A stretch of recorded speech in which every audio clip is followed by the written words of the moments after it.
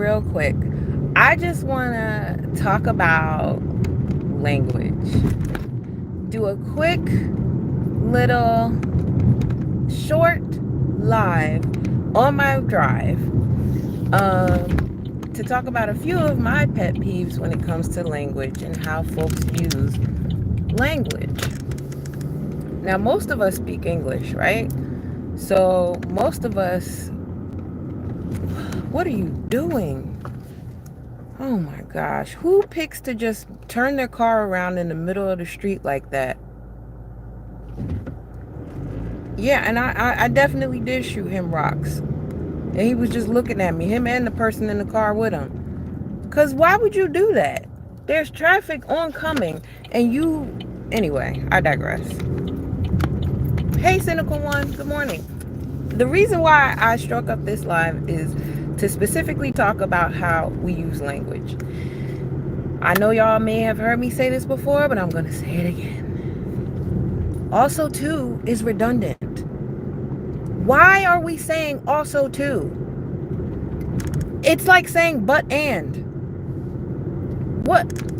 You guys, one of those words is sufficient to get across that there is something else coming. You can say, I like the color red. I also like the color pink. You were not supposed to go, but cool. Everybody's just going through the stop sign. My God, what is wrong with people today? There's a 4-way stop back there, and everybody just going through stop. Anyway, I digress. When people say also too, it really grinds my gears. Like, it really gets to me. Like, oh my gosh. Also too? But also too, that one is 3, but also in 2. I don't know. Maybe y'all didn't learn English the way I learned English. And there is space for people who have not mastered the English language. I get that. The thing is, though, colloquialisms are a thing because folks start using things and everybody else adopts it. So I'm not sure where we started this whole also too thing. Also, I don't like how we use the word text. Text is spelled T-E-X-T. To say, I text you is improper English. Because, and I always like to use the word test as an example, because they're spelled similarly and conjugated the same way. When I say conjugated, I mean how you use the verb in other tenses. If I'm going to say, typically people will say, I took a test, right? If a teacher is administering one to you, she will say, I'm going to test you. She doesn't say, I test you. I would say, I'm going to text you. If I did it yesterday, I texted you. I didn't text you yesterday. I texted you yesterday. That's another one of my pet peeves that everybody uses. So whenever I point this out, folks like to tell me I'm wrong, or folks like to, be like, what are you talking about? This doesn't sound right. The reason why it doesn't sound right is because a lot of you don't use the past tense of words correctly in the first place. So when you try to use a word like text in the past tense to say, I texted you yesterday, you think it doesn't sound right because the Ted part of texted sounds wrong to you, when in actuality it isn't. Another one, conversate. My people, we are the main culprits of this. The ones I just talked about before, everybody from every color uses it wrong. Hey, Mr. Shook, to you. So I guess a lot of people are on one today, even though it's not even 10. Yeah, people are on one today. And it's only Tuesday. Like, come on. We still got a bit of this week to get through. Anyway, so yeah, text. I texted you yesterday. Hey, I texted you the address. I texted you the link. I texted you the instructions, the directions. I texted you last week. Not I text you, because text is the present tense of the word. Now, I'm texting you means I'm doing it right now. I sent you a text means you don't have to add the ed, because the sent refers to previous. I sent you a text versus I texted you.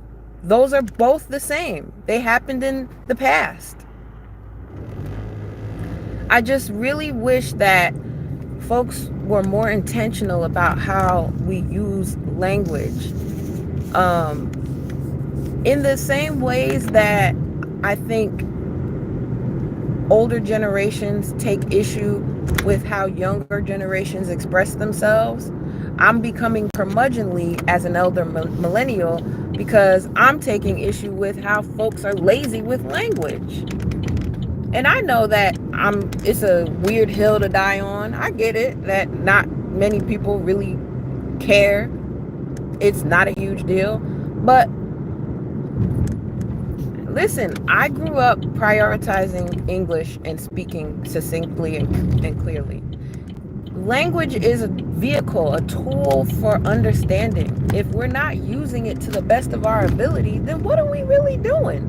Do we really seek understanding and connection, or not? Orientate. Agreeance. When did we start saying agreeance? We are not in agreeance. We are in agreement. The word has always been agreement. It has never been agreeance. Even if you type agreeance in, autocorrect will be like, don't you mean agreement, sis? That's not a word. Bruh. Send help, please. All right. I would like to get over, but this Honda CRV is driving to the side of me like she don't have no place to go. So let her go ahead of me, and now I'm getting over. See, you could have did that already, but you was too busy driving next to me. You could have got over already. Now she's trying to get over. But I digress. I'm on 280, y'all. The speed limit on 280 is posted at, I think, 65, but you know, you really just do 80. You go 80 on 280. That's why it's 280. Anyway, shout out to Third Ward. Shout out to Thugger Ward in the building. Shout out to Platinum. That's where I got that from. Platinum used to call Third Ward Thugger Ward. Easy, breezy, beautiful Thugger Ward. Man, I was just watching a clip over on Free Zone Blues channel. He posted a conversation that was happening on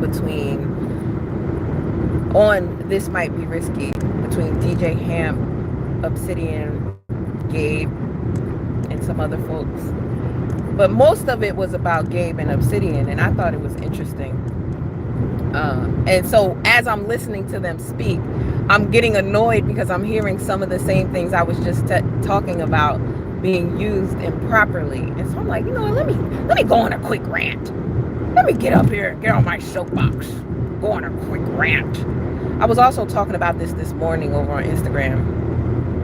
Like the fact that when you are someone who understands words and speaks well, and you try to impart some of that knowledge on someone, oftentimes, especially our people, they take issue with, offense to it, as if you're trying to sound better than them.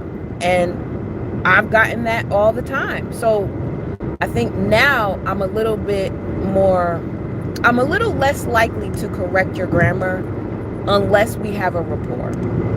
And if we do have a rapport and I correct your grammar, I try to do it gently and not in a way that makes you feel like I'm coming for you. Always try to preface it with, hey, you know, something to the effect of showing you that there's a better way to say it, or a more succinct way of saying it. Not even better, but just there are so many words that mean similar things, But you have to be careful because due to semantics and intonation, it could mean something very different. But with words like agreement, which isn't actually a word, sir, it's agreement. The word is agreement. Or orientate. No, orient. You can orient yourself. You can make yourself familiar.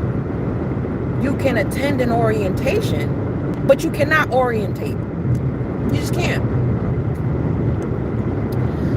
And when you're speaking to other people or in public forums and you're misspeaking in this way, it tends to dilute the message, especially to those of us who have a good command of the English language. So when you're talking in front of people who you've never spoken in front of before, you have to kind of consider that. You're going to lose something in translation if you're using language that people are not familiar with or that isn't actually recognized as language. I'm in agreement with you, Toya. Thank you, Third. Hilarious. Mark Nash in the building. Good morning. I'm trying to read this while I'm driving at 80 miles per hour, so excuse me if I miss something. Hold up. I don't think people reread text sometimes. I tend to take my time and even think about my text before I send it. Yeah, that's another thing too. Shout out to you, KW. You take the moment to proofread yourself. I'm good at that, but that's because my background is in journalism. I used to be an editor, so I had to proofread things for a living at one point in my life. And that has never left me. But the reason I even got into doing that is because I was always passionate about speaking clearly, writing clearly, having the ability to reach people in a way that they can understand. And sometimes people say that I use big words too much, which in my defense is only because I'm well read and I love the color of language. I love using different words to express myself. And sometimes those words might not be immediately accessible to you because maybe you don't read much or maybe you rely on a pedantic form of vocabulary, which is fine. That's why we have things like layman's terms. But when you're trying to pull people in, I think using language as a tool and a vehicle can really achieve that if you have multiple ways of stating something. If you have the ability to present an idea using words that people are unfamiliar with, maybe they might want to go look it up. Maybe they might want to start using that word themselves, which is great. But all you folks who just willy-nilly start using a word that you heard somebody else use without checking to see what the word means, I want you to know that we know you're doing that. Because we know what the word means. And when you use it incorrectly, now we know that you didn't look the word up. We know that you just using the word because you heard somebody else use it and you think it means the same thing as something else you've heard. I digress. Rant over. I don't proofread a lot, especially for informal. Yeah. That's understandable. You don't need to, because if it's informal, then let it be informal. It's funny when people try to use $20 words, exactly, that they don't even know the meaning of. Yeah. And don't even know how to pronounce it correctly. Right. Like I was listening to somebody use a live streamer that I watch regularly, not in the space. She's someone who does a lot of like reviews and hot topics. But anyway, she was reading a statement, and within the statement was the word carousel. But instead of saying carousel, she was saying carousel. And it's like, okay, maybe she was just reading too fast, because I bet that she's heard the word carousel before. But in her reading it and not paying attention to what she was reading, because context clues are everything too, right? Words that come before a word will often tell you what that word means. But she said carousel, guys. And I'm like, well, first of all, arousal isn't even spelled the same way as carousel. It's not even the same ending. Because arousal, AROUSAL, and carousel, Carousel, you know, like if we were paying attention, then we would probably figure it out. Like, all right, those aren't the same words. That's not the same root. I digress. Yes. And then I posted this on, I'm gonna end it right here. I posted this on Twitter yesterday because I went to go get ice cream last week. I do for more important messages, and even then autocorrect will still F you up. True. Which I don't charge people up for autocorrect, but autocorrect is intuitive. It tends to spell words incorrectly that you tend to spell incorrectly often. So if you type something wrong 5 or 10 times, then your autocorrect is going to assume this is what you mean and that you're trying to say this, even though it's not a word. That will eventually happen too. Anyway, so I went to go get ice cream the other day, right? And just vanilla soft serve with some black cherries. Now, if you've ever been to Carvel, you know that they have both maraschino cherries and Bordeaux cherries. Now, I ordered the Bordeaux cherries because they're not called black cherries at Carvel, although the terms are similar and can be interchangeable because you're looking for a darker colored cherry. The guy looked at me and said, no, we only have maraschino and Brodux cherries. And I said, oh no, the word is Bordeaux. And he was looking at me like, bitch, what are you talking about?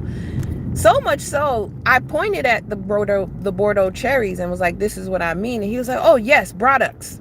And I was like, no, the word is Bordeaux. And that was, I got to learn how to pick and choose my battles, right? Because in that moment, it was not time for an English lesson. But homeboy went to the back, got the big container that they come in with the word Bordeaux on it and pointed at Bordeaux and said, Brodux.